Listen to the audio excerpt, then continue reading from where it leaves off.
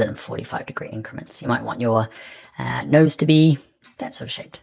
So clicking either the center or the edge, move it around, get it into position, resize it, rotate it around so you've got a nose. It doesn't have to be the same as my nose. I wanted mine to be flat on the bottom. So I'm going to try and rotate it using the magical rotation. Make sure it's big enough. Get it to overlap quite a bit in the back here. Okay, I'll show you why in a second. Arrow keys just to tab it down. Drag it so it overlaps a bit more. Why? Because I want to change the kind of a roundness on the end. Okay, so I'm going to grab this little corner option, the little target there, and drag it in. Maybe make it a bit bigger. Drag that corner in. You can see it down into all sides. You could do our secret trick, remember, where you click on it once and just do it individually, but it's a little bit easier just to hide these in here. We're going to make both the nose black and his little body black. So I want to reuse this. I'm going to have it selected, okay, with my black arrow, and go to Edit, Copy, Edit, Paste, okay, and I'm going to put this down here. There you go. Messing about. That looks like a good flipper to me. Copy and paste it again. I am going to rotate it around. I just use Command C and Command V on a Mac. You can use Control C and Control V on a PC. There we go. Now you'll notice I'm trying to line it up down the bottom here. It does some clever stuff where it tries to like automatically line up. If yours is not doing that, it's called Smart Guides. It's under View, and you can see my Smart Guides is turned on. It's got a little tick next to it. Okay, it just means it tries to line things up automatically for you, and that's super handy. Can also be a bit of a pain as well. So you can go to View and untick it if you're not liking all that jumping around lining up stuff. Some people don't. All right, the last thing I'm going to do is this body. I should have done it earlier, okay, when we had the rectangle tool, but I'm going to grab the rectangle tool. I'm going to hover. You can kind of see it says path. That just means I'm going to start bang on the edge of his body here. It's really handy. It's one of those smart guides. Okay, I'm going to say click, hold, and drag. I get my rectangle. Don't worry too much about the stroke around the outside. Remember, black arrow. I'm going to grab this guy, click him once, drag him down to match. And same with this one. I'm going to click him and drag him up to match my... That's probably why I didn't do the little belly earlier on. I'm just adding more kind of things that could go wrong for us. So I'm going to try and line it up. Actually, I'm going to bring it... Yeah. Oh, there you go. Perfect. That's why I didn't do it. So I've got the body. Let's do the feet as well. So I'm going to do the foot with the rectangle tool. Grab just that corner with my black arrow. I don't actually have to go to my black arrow. It's just a good habit to get into. Click on it once. Drag it down. What I'm going to do is copy and paste them. So Command C, Command V, two of them. And I'm going to try and line them up. It's pretty good at lining them up depending on which corner you grab it. So you'll notice that if I grab the center here, oh, it intersects. Very good. Nice. He's got two little feet at the bottom. All right, let's look at a couple of the other drawing tools. We're going to use just the regular old straight line. Okay, the line segment tool. It's a fancy word for just drawing a line. And all you do is click, hold, and drag. Okay, click, hold, and drag.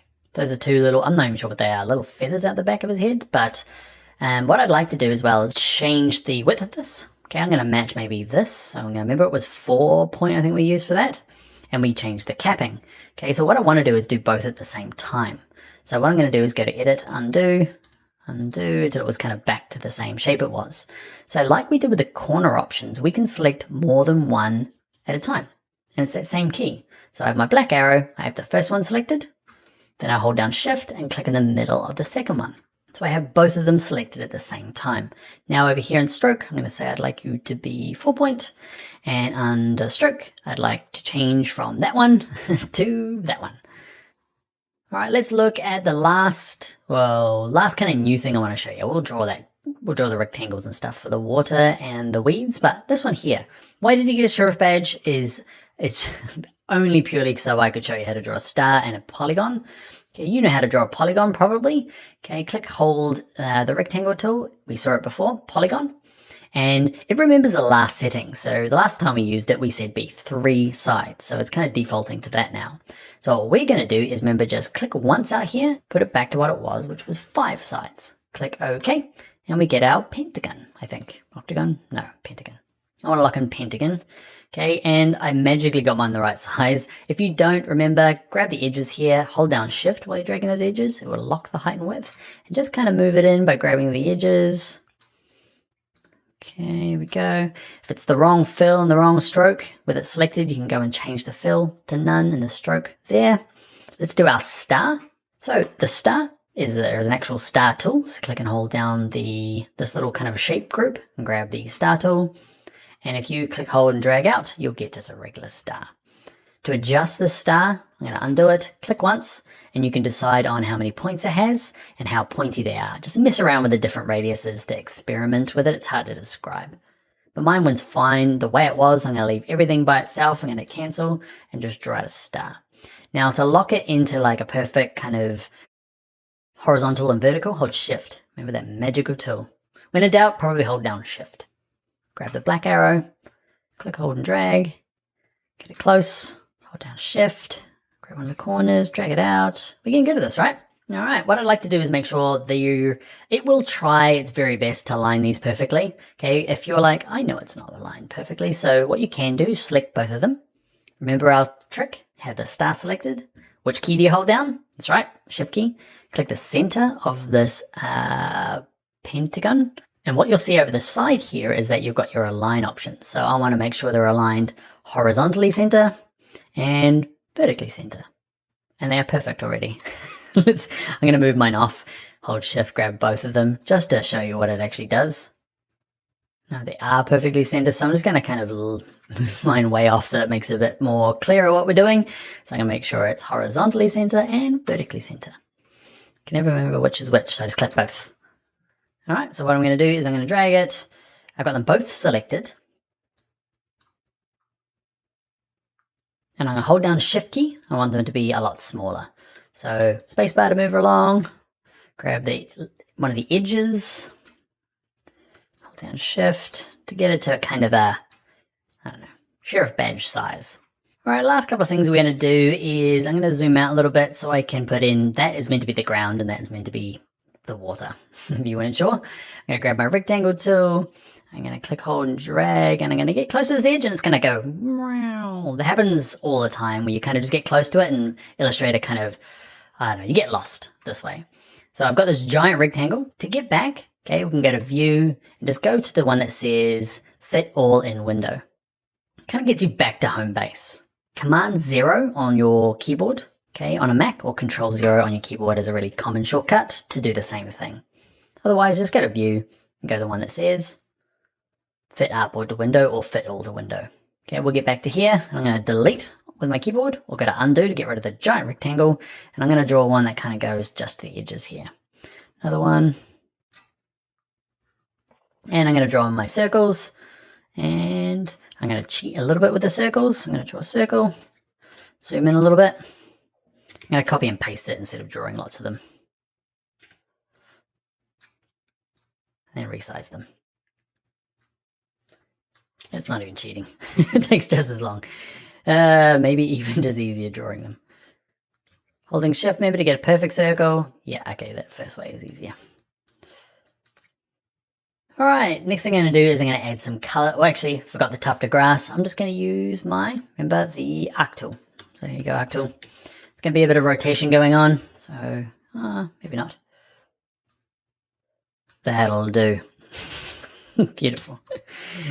All right, we're going to come back and look at strokes in a bit more detail to maybe give these a little bit more prettiness, but for the moment, that's going to do for me. What I'd like to do is add some fill colors, because at the moment these, I don't know, weird shapes and sizes, so we're going to have to work our way through adding fills, messing with strokes, resizing strokes, grouping, arranging, and we'll do all of that in the very next video. All right, I'll see you then. Hi there. This video we're going to take our drawing from the last video and do this to him. We're going to color him in, but along the way we're going to learn how to use grouping, arranging, what isolation mode is, all sorts of fun stuff. Let's get started. All right, let's look at grouping, arranging. We're also going to color him in. If that sounds real simple, hang around because there's things like isolation mode that you really need to understand before moving on. Alright, so first up, let's turn off our trace layer. Okay, it was useful for getting us here, but we don't need it anymore. So under your layers panel, let's just turn the eyeball off. Okay, or this like little icon here, the first icon in the layers panel, we don't need it anymore. You can click on it and hit the trash can way down the bottom here. Okay, and that'll just get rid of it. I'm just going to leave mine there. I'm going to undo. Just turn it off. So let's first of all look at grouping and then isolation mode. So I'm zooming in. I want to do a couple of things. I want to grab my pentagon and I want to give it a black fill. So I'm going to click on fill, make it black. I'm going to give the stroke a none color. We have a small problem as in our star. You can see if I use my black arrow, I can just hover above and eventually find my star by just clicking the little blue line that appears. It's there, but because it's black on black and it has no center, it can't be seen. So let's have a look at fixing that. So stroke, I don't want any stroke on it. And the fill, I would like this option here for white. Cool. So I want to group these two. So I need to select both of them. So I'm going to click sometimes you can't click both. I'm going to zoom in just a little bit. It makes it a little easier to click individual items when they're really close. So I've clicked on my pentagon, okay, and I'm going to hold shift and click on my star. So I've got them both selected. So what I want to do is group them so that they kind of stick together. Okay, so I can go up to object and go to this one that says group. There it is at the top. All that means now is if I click off in the background and I click back on just either one of them, they're both kind of connected. It's not forever. Okay, I can go to select and go to ungroup and that will separate them up again. But that's how to group them. Grouping is handy. One thing you will run into is something called isolation mode, and this is where most people get lost in Illustrator. The people that I teach, quite a few of them are double clickers. They love double clicking stuff. So what happens is, I know, we know from lots of programs you got to double click things, but if you double click things in Illustrator, everything goes wrong. So watch this. If I double click the star, double click. Okay, what happens is it's weird. The background grays out and I can still work on these guys, but I can't work on the background anymore.